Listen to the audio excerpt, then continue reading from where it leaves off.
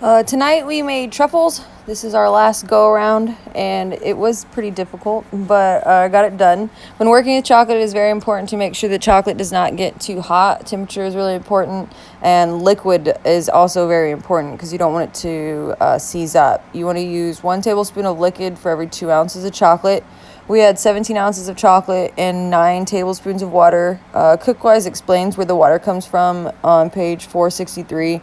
Goes through explaining to you how much comes from the eggs and the cream and the liquor and all that. The only slight difference in this week versus last week or any of my other weeks is I'm in my parents' kitchen in Oklahoma. So the background is different and I had more access to equipment, which was nice. I processed the chocolate chips for, I would say, about 5 minutes. It was 11 ounces of semi-sweet and 6 ounces of milk chocolate in a food processor until they were finely chopped as shown. When cooking the egg yolk and the cream together, I was more worried about overcooking them and then, the egg actually being cooked than salmonella. So I didn't cook it to the 140 degrees to kill the salmonella. It does say in the notes in the book that if you're not concerned about it, that all you have to do is heat it to the 90-degree temperature, the minimum amount of temperature for the chocolate to melt, which is what I did. I did this on low to medium low heat, and it took me about 30 minutes to get it to where it was the current temperature. You'll see throughout when I'm stirring, I do try to keep the temperature there towards the beginning. I'll pause. And it was about halfway through. I had it at 80, and it took about another halfway to get it to 90, and you'll see that.